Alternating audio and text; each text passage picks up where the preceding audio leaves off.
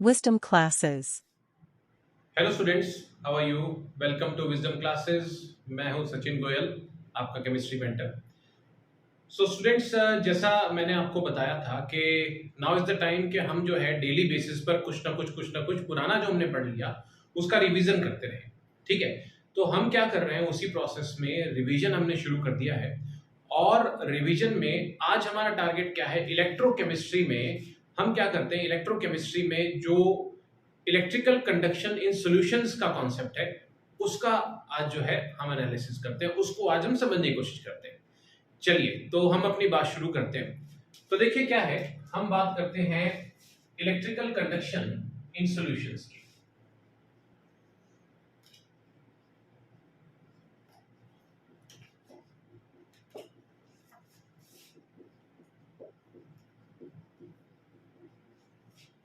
ठीक है, तो इलेक्ट्रिकल कंडक्शन इन सॉल्यूशंस की जब हम बात करते हैं तो क्या होता है कि जैसे सबसे पहली बात कि इलेक्ट्रिकल जो कंडक्शन सॉल्यूशंस की बात करें, ये आयनिक कंडक्शन होता है। ये इलेक्ट्रिकल कंडक्शन आयंस के कारण होता है।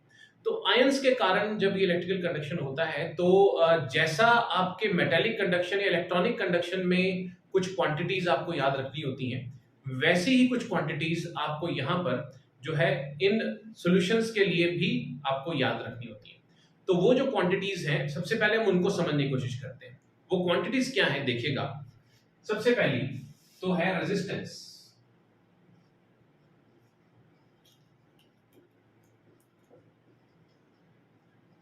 ठीक है, जैसे रेजिस्टेंस को आप फिजिक्स में पढ़ते हैं, आप वायर्स की रेजिस्टेंस कैलकुलेट करते हैं, आप उसको उसकी जो यूनिट होती है आप ओम लिखते हैं, उसकी जो रिप्रेजेंटेशन होती है आप कैपिटल आर से रखते हैं। तो यही जो है रेजिस्टेंस की हम बात कर रहे हैं कि हमारे सॉल्यूशंस की भी क्या होती है, अपनी अपनी रेजिस्टेंस होती है। ठीक है, तो ये जो है सबसे पहली चीज जो मेजर करने के लिए क्वांटिटी हमें काम आती है, दैट इज कॉल्ड रेजिस्टेंस। उसके बाद दूसरी जो है, इट इज कॉल्ड कंडक्टेंस।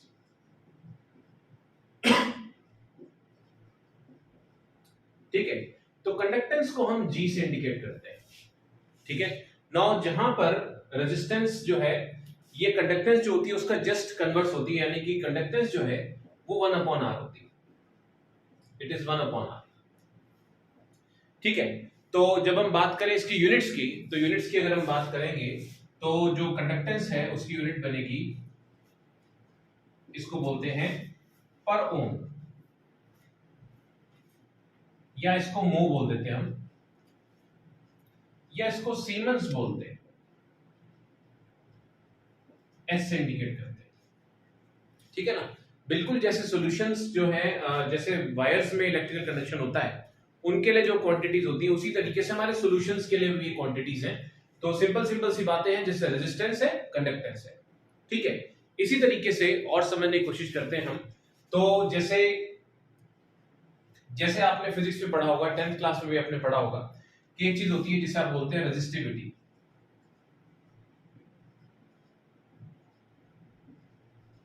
ना रेजिस्टिविटी जो है उसको आप रो से इंडिकेट करते हैं।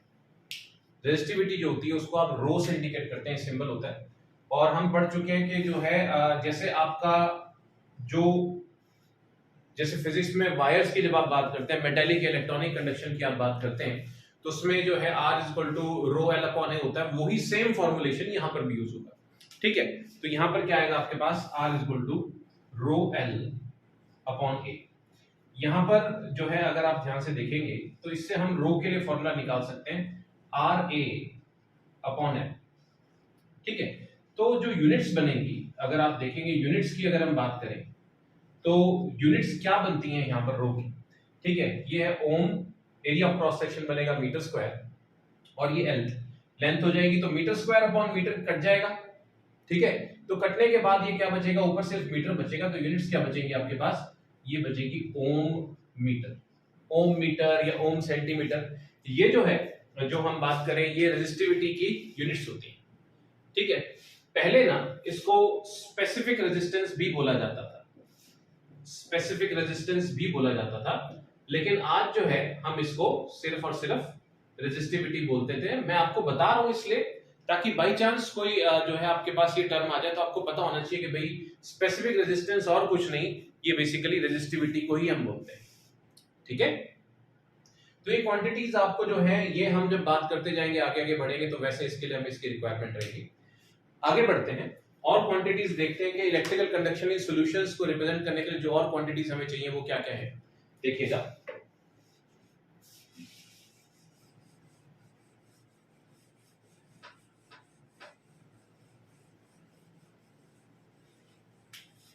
तो देखिए सबसे पहली चीज क्या आती है आपके पास, जैसे हम बात करें जो है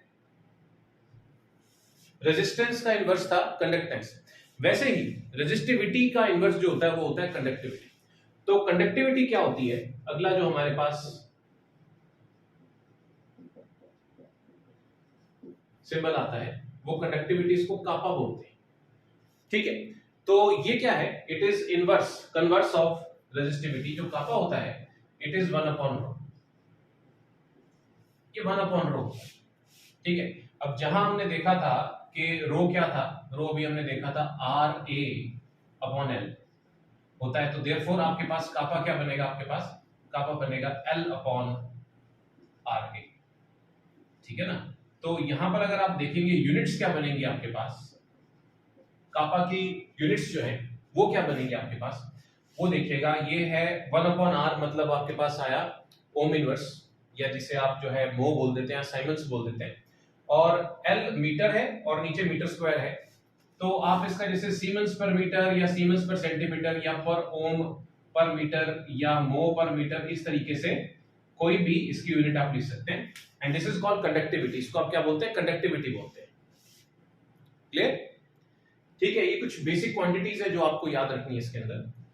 अब देखिए, अब आती है बात जो यहां पर अब स्पेसिफिकली केमिस्ट्री की है, उसका जो है फिजिक्स में कोई इंप्लीमेंटेशन नहीं होता, और उस चीज को बोलते हैं हम सेल कांस्टेंट,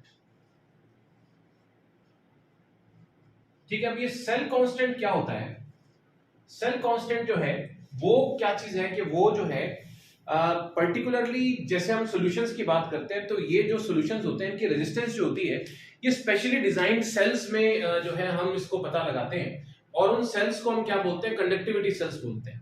तो ये जो सेल कांस्टेंट जो होता है ना, ये इनका जो है डायमेंशन होती है एक तरह से। ये जो सेल कांस्टेंट जो होता है एक पर्टिकुलर जो कंडक्टिविटी सेल के लेंथ और एरिया ऑफ क्रॉस सेक्शन को का जो है मेजरमेंट होता है, तो इसीलिए कांस्टेंट रहता है, क्योंकि जो वेसल है एक तरह का वेसल है, तो वेसल की डायमेंशन से रिलेटेड बात है, तो ये चेंज तो होती नहीं, तो इसीलिए कांस्टेंट रहती है। इसको जो है हम G स्टार से इंडिकेट करते हैं,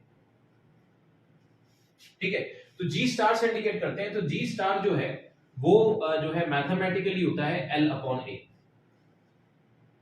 ठीक है। मैं अभी आपको कंडक्टिविटी सेल्स के बारे में भी बताता हूं वो क्या चीज होते हैं। तो सेल कांस्टेंट G स्टार जो होता है वो होता है L/A। अब इसमें जो है अगर आप यूनिट की बात करेंगे, अगर आप यूनिट की बात करेंगे तो ऑब्वियसली आप देख रहे हो पर मीटर आ जाएगा, यहां पर मीटर है और यहां पर मीटर स्क्वायर, तो आपके पास यूनिट क्या आएगी, पर मीटर, आपके पास इसकी यूनिट आ जाएगी, ठीक है। तो ये G स्टार क्या है, L/A, तो इसकी यूनिट बनती है पर मीटर, आपके पास इस तरीके से आपके पास बनती है। अब देखो जो है इसमें हम बात करें, ये अगर आप इसको कंपेयर करोगे कापा से, तो आप यहां पर देख सकते हो कि जो है ये L/A, ये L/A और यहां पर भी L/A, तो एक बड़ी सीधी सी एक छोटी सी एक और यहां पर रिलेशनशिप हमें देखने को मिलती है, और वो क्या है, वो रिलेशनशिप ये है कि kappa is equal to G star upon R। तो G स्टार अपॉन R जो है आपके पास कापा आ जाएगा।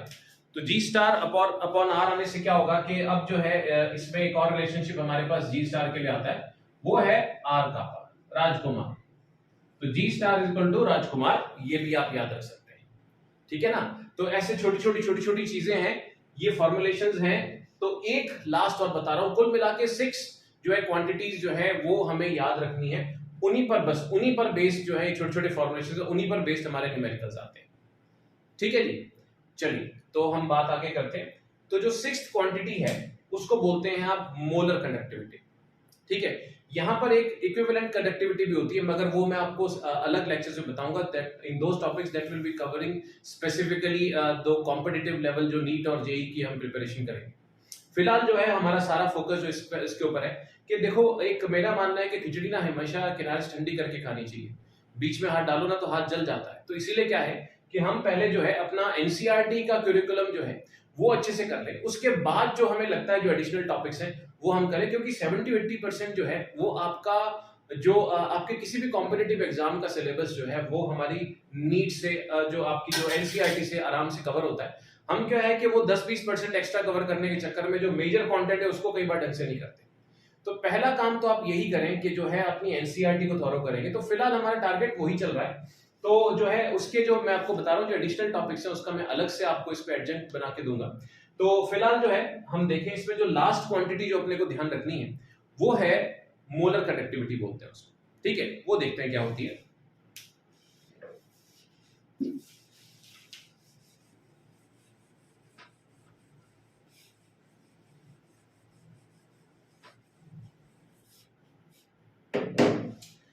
देखिए जो 6 क्वांटिटी है इसको बोलते हैं मोलर कंडक्टिविटी।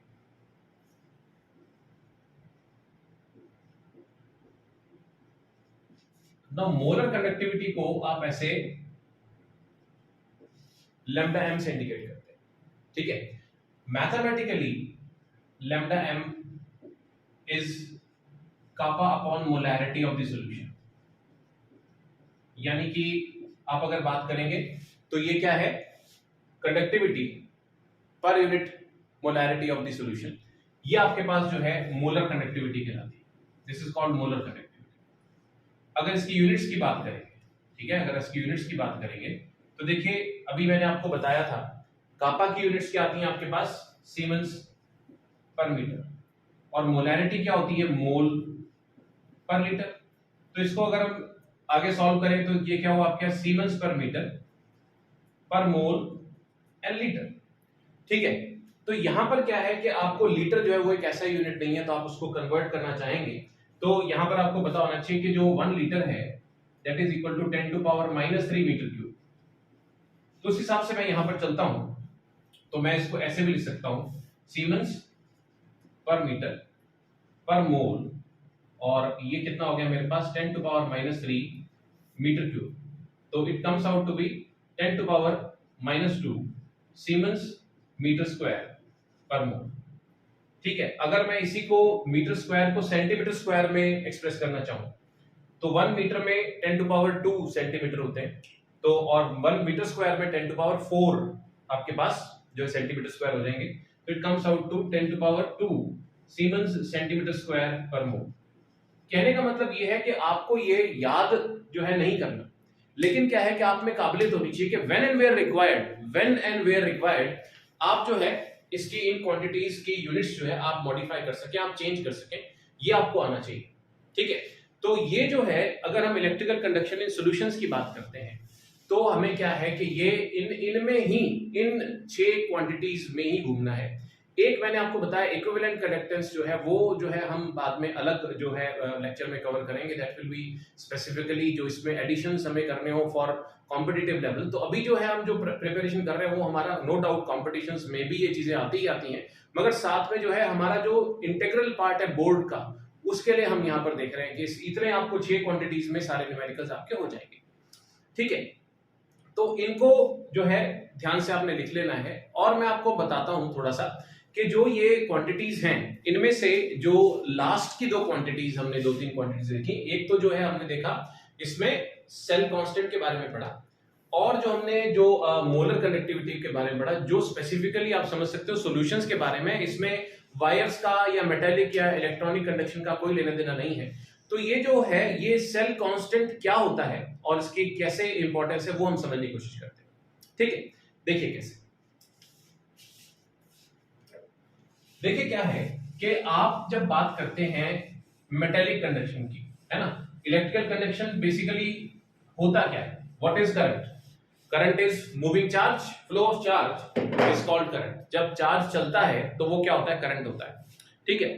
तो जो है चार्ज कैसा चल सकता है, या तो एक वायर्स के अंदर चल सकता है that will be in the form of electrons, या फिर चल सकता है ये हमारे सॉल्यूशंस में that is in the form of ions. तो 2 तरीके से इलेक्ट्रिकल कंडक्शन इसके अंदर हम देखते हैं।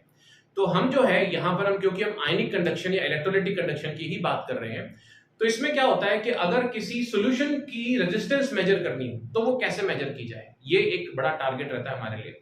तो सॉल्यूशंस की जो कंडक्शन होती है, इलेक्ट्रिकल कंडक्शन या कह लें रेजिस्टेंस जो है, it is determined by specific design cells, जिनको आप कंडक्टिविटी सेल्स बोलते हो।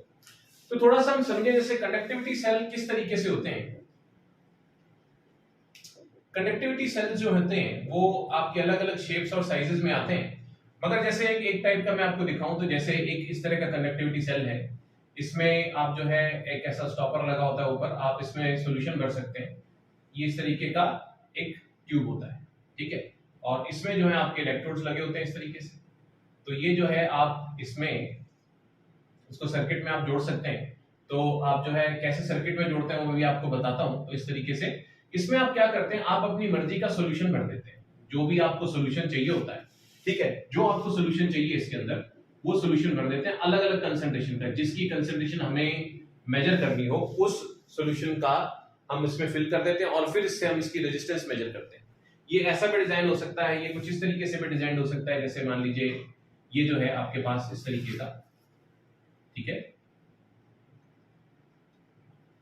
ये इलेक्ट्रोड्स होती हैं इसमें, और इसमें जो है हम सॉल्यूशन भर देते हैं, ठीक है, और ये इलेक्ट्रोड उसी तरीके से आगे जुड़ी हुई होती हैं। तो इस तरीके से आपके पास ये स्पेशली डिजाइंड सेल्स क्या होते हैं, ये इनको आप क्या बोलते हो, कंडक्टिविटी सेल्स बोलते हो। अब ये कंडक्टिविटी सेल्स से हम किसी सॉल्यूशन का रेजिस्टेंस कैसे पता लगाते हैं, तो हम क्या करते हैं, एक व्हीटस्टोन ब्रिज डिजाइन करते हैं, ठीक है। बहुत डिटेल में तो हम नहीं जाएंगे व्हीटस्टोन ब्रिज के, थोड़ा फिजिक्स में पढ़ते हैं, लेकिन मैं आपको एक रफ आइडिया देता हूं उसका।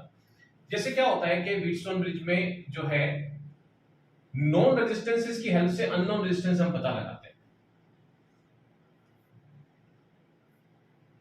ठीक है।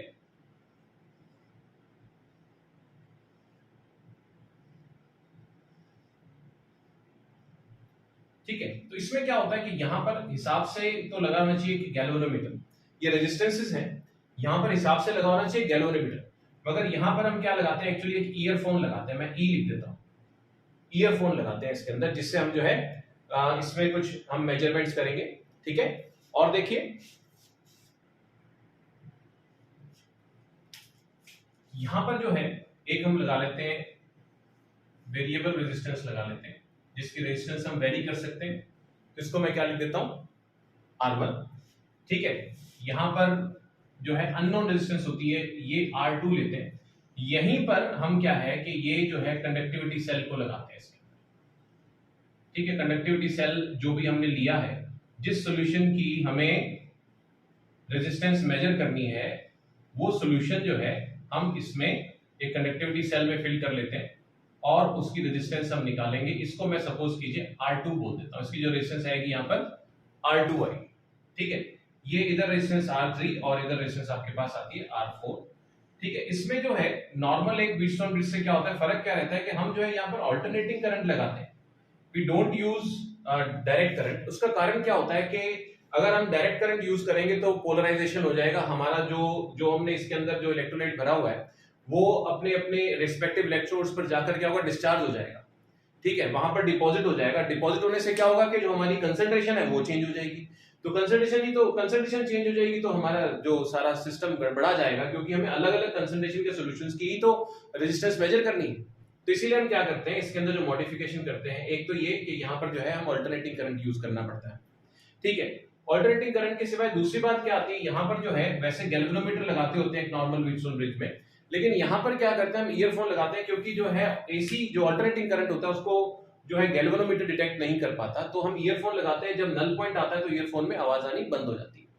तो जब आपको यहाँ पर जो है आपको R1, R3, R4 पता होता है, तो उससे R2 पता लगा सकते हैं बाय सिंपल फॉर्मूलेशन कि भाई R1 upon R2 is equal to R3 upon R4, ठीक है। तो इस तरीके से हम क्या करते हैं कि एक व्हीटस्टोन ब्रिज जो हमने डिजाइन किया, उसकी हेल्प से क्या करते हैं कि हम जो है अलग अलग सॉल्यूशंस की रेजिस्टेंस मेजर करते हैं। अब रेजिस्टेंस अगर आपने मेजर कर ली, ठीक है, रेजिस्टेंस अगर आपने मेजर कर ली तो आप जो ऑब्वियसली कंडक्टेंस निकाल सकते हैं, कंडक्टेंस निकाल सकते हैं। अब आपको अगर जो है जैसे अगर अपन बात करें, आपको सेल की डायमेंशंस पता है, जो आप सेल ले रहे हैं, इसका एरिया ऑफ क्रॉस सेक्शन, इसकी लेंथ, अगर आपको ये चीजें पता है तो आप उससे क्या कर सकते हैं, फिर आप उससे जो है G स्टार सेल कांस्टेंट निकाल सकते हैं। सेल कांस्टेंट आपको पता है, आप जो है कापा निकाल सकते हैं। कापा निकाल लिया यानी आपने जो है कंडक्टिविटी निकाल ली, तो आप रेजिस्टिविटी निकाल सकते हैं। और अलग अलग सॉल्यूशंस की अगर हमें कंसंट्रेशन यहाँ पर जो भी मोलैरिटी ले रहे हैं, तो वो अगर हमें यहाँ पर पता ही है जो हम यूज करेंगे अलग अलग कंसंट्रेशन, तो हम जो है कंडक्टिविटी निकाल चुके, तो कंडक्टिविटी अपॉन मोलैरिटी से हम क्या कर सकते हैं, मोलर कंडक्टिविटी निकाल सकते हैं। समझ आ रही मेरी बात? ठीक है।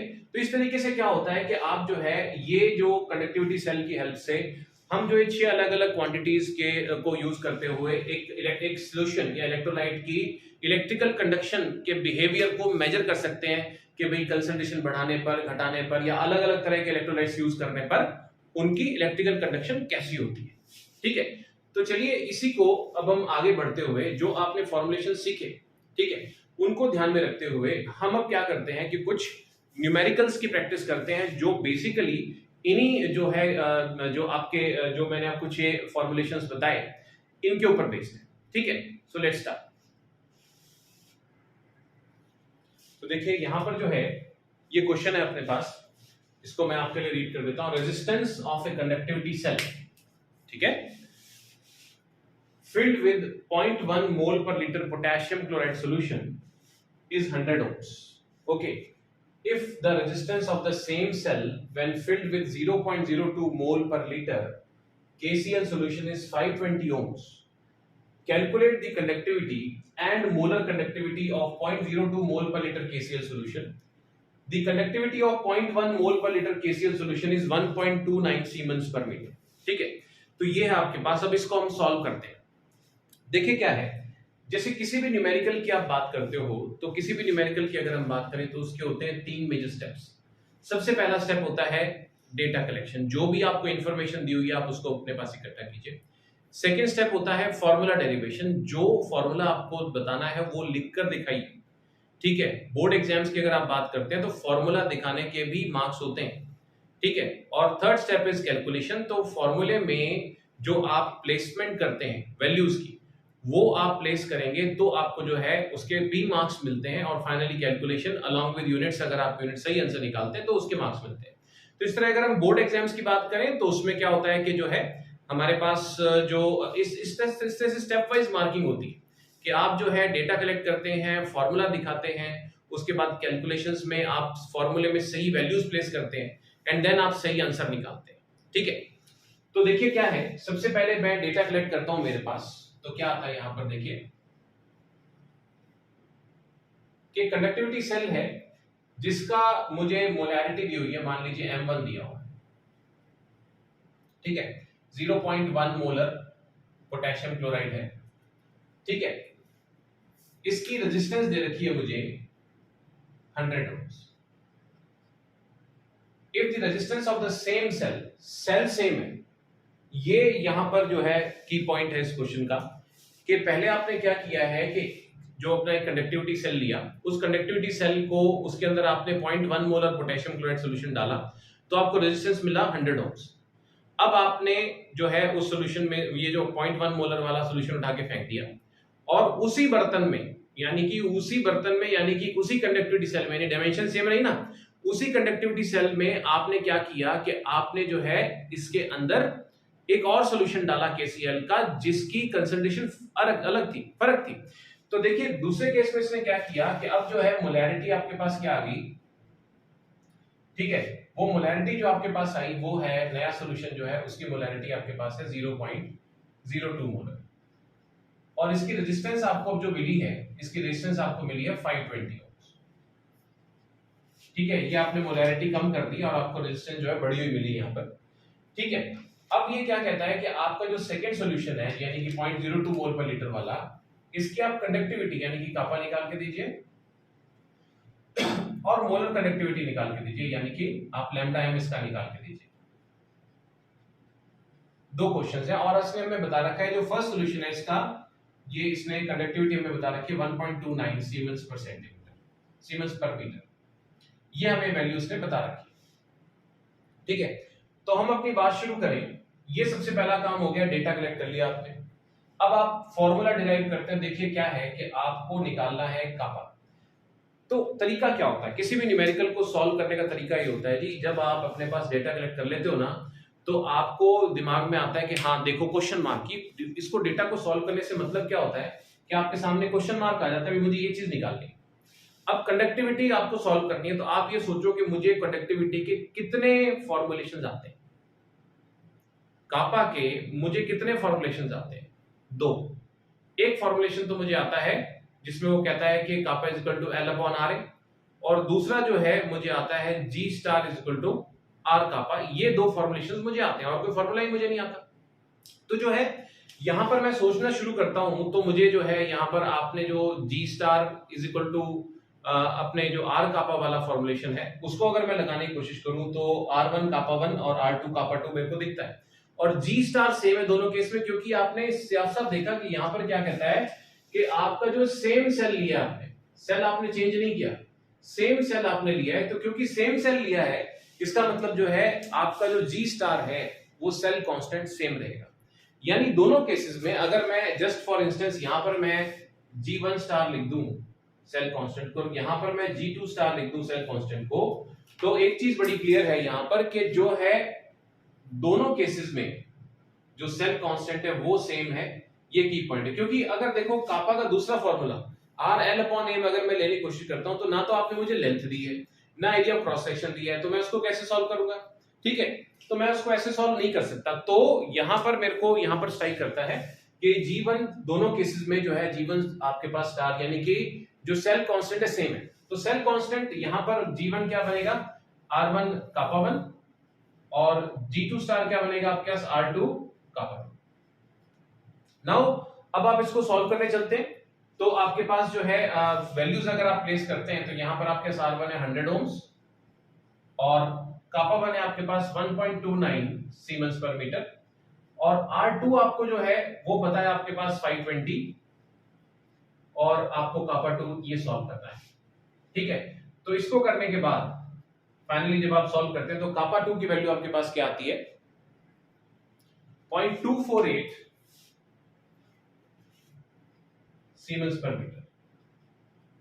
इस तरीके से क्या होता है कि आपका पहला आंसर आपने निकाल दिया कि आपसे जो है इन्होंने हमसे पूछा था कि कैलकुलेट द कंडक्टिविटी, कंडक्टिविटी मैंने जो है यहां पर सॉल्व कर दिया 0.248 सीमेंस पर मीटर मेरे पास आ गया। ठीक है, अब आते हैं स्टेप 2। दूसरा स्टेप जो है इसके अंदर अभी इन्होंने इनको तसल्ली नहीं हुई, हमसे मोलर कंडक्टिविटी भी पूछी, तो कोई बात नहीं हम कौन सा डरते हैं, मोलर कंडक्टिविटी भी निकाल देते हैं। देखो आप मोलर कनेक्टिविटी निकालने के लिए आपको पता है सेकंड सॉल्यूशन की इसकी निकालनी है, तो आपको पता है कि मोलर कनेक्टिविटी जो होती है lambda m2 is equal to kappa upon molarity.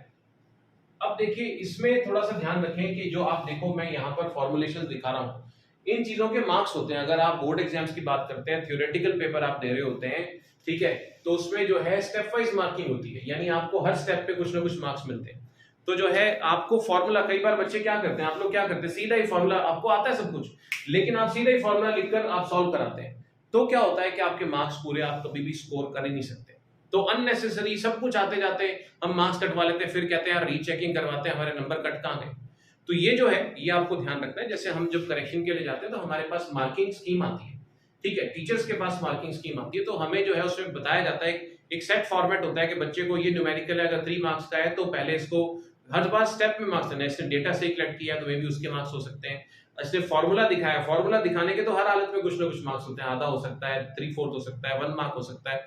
फिर उसमें सही वैल्यूज प्लेस करते हैं ना जब हम, वो सबसे ज्यादा हैवी वेटेज रखती है उसके अंदर, कि आपने एक फॉर्मूला लिखा और उसमें सही सही वैल्यूज प्लेस करी, तो वो सबसे ज्यादा जो है हैवी वेटेज का होता है। अगर 3 नंबर का न्यूमेरिकल तो 1 नंबर तो उसी चीज का हो जाएगा कि सही वैल्यूज रखी। उसके बाद जो है आप कैलकुलेशंस करते हैं और सही आपके यूनिट्स के साथ वैल्यूज निकालते हैं, तो आपको मार्क्स मिलते हैं। तो इस तरीके से बड़े आसानी से स्कोर किया जा सकता है, बस इसी तरीके से आपने लिखना है, तो बहुत ज्यादा भी नहीं लिखना है लेकिन बहुत कंजूसी नहीं करनी। बहुत कंजूसी करने में क्या होता है, नुकसान हो जाता है हमें, ठीक है। तो यहाँ पर जो है आपके पास ये लैम्डा m जो आपको निकालना है, तो कापा 2 अपॉन m2 मैंने फॉर्मूला लिख दिया यहाँ पर, ताकि सामने वाला आप सामने वाले को मौका मत दो कि वो नंबर काट सके, ठीक है ना। तो ये आपने लिखा, और अब जब मैं क्या कर रहा हूँ वैल्यूज प्लेस कर रहा हूँ, इंपॉर्टेंट पार्ट है। तो कापा 2 मेरे पास है 0.248 सीमेंस पर मीटर, और जो मेरे पास यहां पर मोलैरिटी जो है सेकंड सॉल्यूशन की वो है 0.02 मोलर, मतलब मोल पर लीटर। अभी मैंने आपको बताया था कि यूनिट्स को आपको मॉडिफाई करना आना चाहिए, तो यूनिट्स की अगर आप बात करेंगे तो इसमें जो है जैसे बाकी वैल्यूज एक तरफ रहने दें, तो ये लीटर जो है ऊपर जाकर क्या हो जाएगा, जब पर लीटर ऊपर जाकर लीटर होएगा तो इसको आप 10 टू पावर -3 मीटर क्यूब पे लिख सकते हैं, ठीक है। तो इस तरीके से जब आप सारी वैल्यूज प्लेस करेंगे तो इसको सॉल्व करने पर आपके पास जो है लैम्डा m2 की वैल्यू क्या आएगी 1.24 into 10⁻⁻2 siemens metre square per mole. ठीक है, तो इस तरीके से आपका जो है ये न्यूमेरिकल बड़ी आसानी से सॉर्ट आउट हो जाता है। ठीक है, तो ये जो है I hope you have easily sorted out this numerical. अब जो है okay, so this is all about the topic of electrical conduction in solutions. तो I hope you have enjoyed this lecture. Next lecture में मैं आपको जो है variation of molar conductivity for strong and weak electrolytes और Kohlrausch's law और उसकी applications के बारे में बताऊंगा। Okay, till then see you, bye. Wisdom classes.